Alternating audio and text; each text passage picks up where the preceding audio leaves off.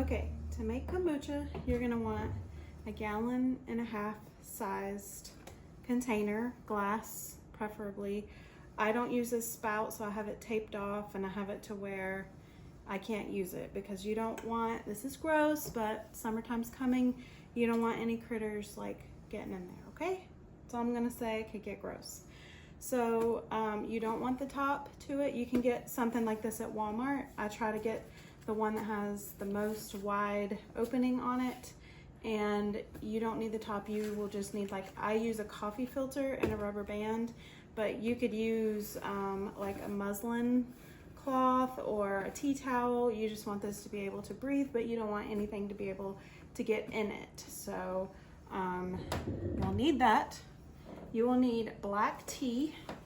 You can make kombucha with different types of teas, like oolong tea or whatever other teas there are, but I just use black tea because it's just the best, the easiest. You will need a family-sized amount. Usually I buy family-sized tea bags. You can make this weak, you can make this strong. I'm using 12 individual. I don't know what a family size is, maybe 10, I don't know, but I'm using 12. And you will just need regular sugar. You don't want to use honey, maple syrup, any other sugar substitute. You want to use real sugar. So you will want to take a pot on the stove and you will want to put 2 cups of water in here and a cup of sugar.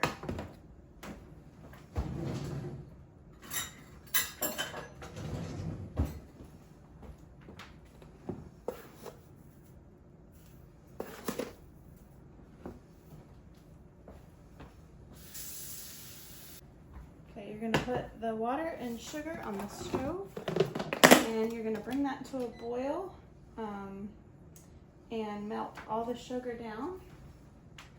And then we're going to add our tea bags in, and we're going to boil it, or let it come to a boil, and then we're going to at least let it sit for like 15 minutes. So when you've let this sit for a week after you've made a SCOBY, it takes 2 weeks usually for me to make a SCOBY.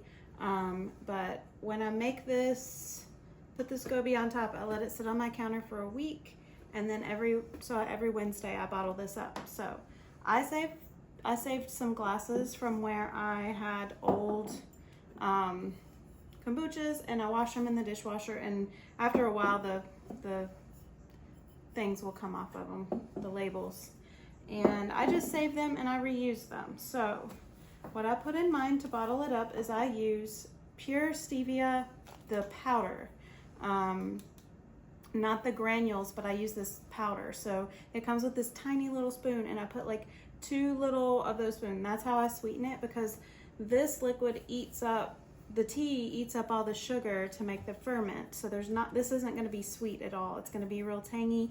If you like it unsweetened, you could leave it like this and just put your fruit in. But I like to put a couple of scoops of this to make it a little bit sweet. So I put 2 scoops of this in every single jar, and I add enough blueberries just to cover the bottom. You can do blueberries, you could do strawberries, you could do whatever fruit you want. You could do no fruit. You could just do plain. I'm sure you can go online and like Google all the flavors and things that you can put in these. I stick to simple. I either do raspberries, strawberries, or blueberries, and then my little sugar. So I'm gonna do that.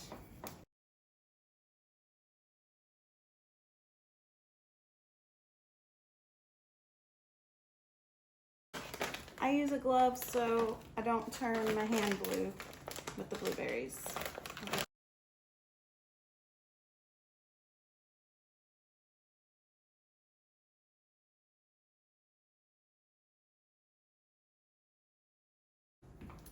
Okay, now we need to take the liquid and put it into the jars. And you will always want to have 2 cups reserved. So you don't want to use all this. You want to at least have 2 cups left, because you're going to put that 2 cups back in there when we mix all this back up again to make a new batch. So it's kind of like your starter. I don't take the 2 cups out now. I just leave it like it is. Got the SCOBY out. The SCOBY's gross to some people. It's important, you have to have it. If it is the middle of the summer when sometimes you have little gnats and stuff in the house. You want to cover all of this. You don't want gnats in any of this. So I am going to stir this just a little bit just to make sure it's all mixed up because things settle. And you can already see it's trying to be fizzy. And all I do is I just pour it in my measuring cup, and from here I pour it into my bottles. You can use a funnel. This is the easiest way I've found to do this. And you want to get these topped off all the way to the top because you can see how fizzy it is. It's really cool. I let that kind of calm down and then I add more and make sure it's all the way to the top so that they're very fizzy.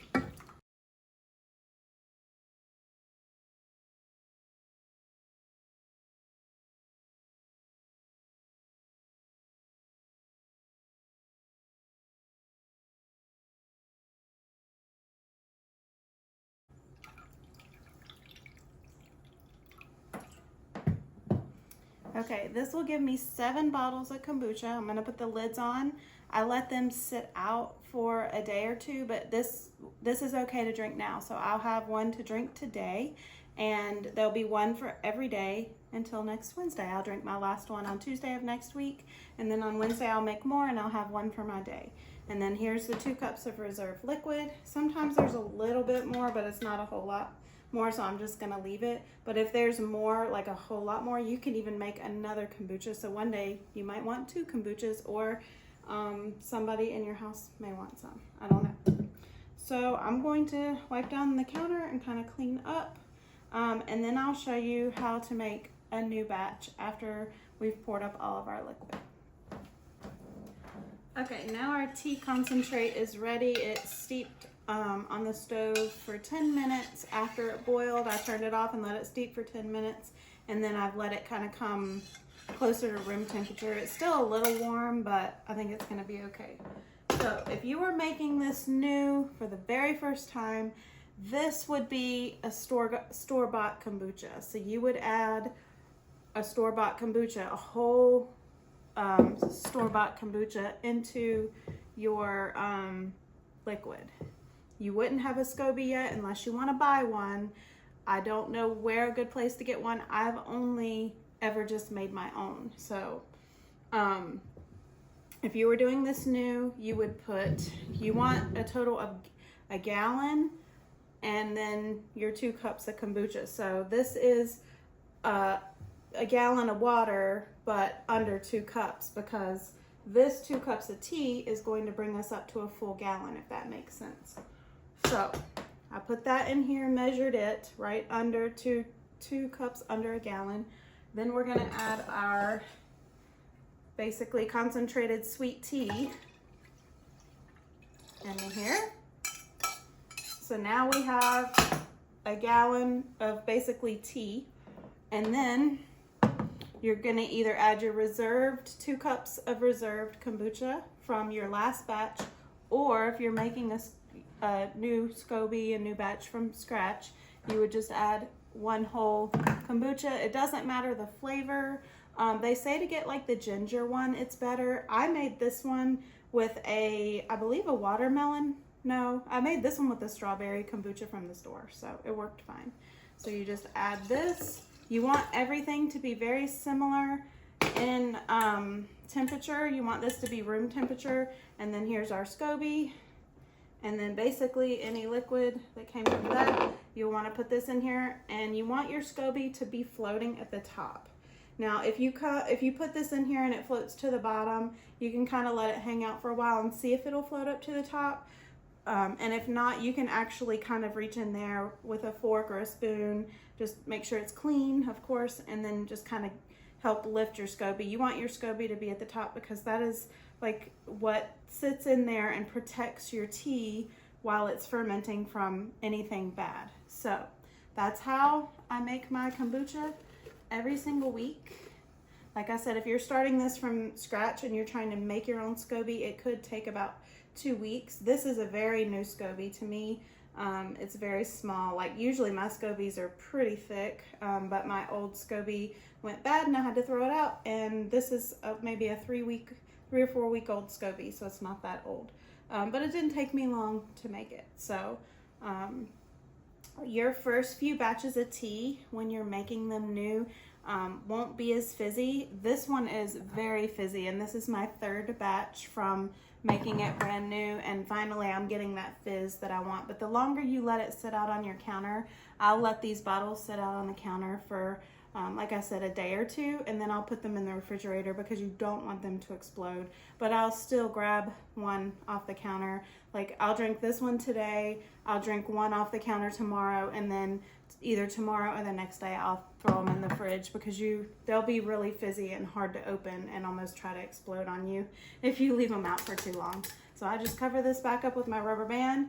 I keep it on the counter over there next to my eggs, right next to my sink, so I'm always seeing it and looking at it. I could see if any mold starts to grow on the SCOBY or anywhere, you know, in the tea, or if anything like a bug or something got in here. You can kind of see that it's healthy and doing well, and you remember it because, you know, if you put it in your pantry and you're not thinking about it, more than a week can go by. You know, if it's on the counter, I see it, I know I need to do it on Wednesdays, I'm able to keep an eye on it and know that everything's good. So like I said, I made blueberry this week, and I'm gonna give this one a taste. It may explode on me, I don't know. You don't want to shake them up too much, and tastes good.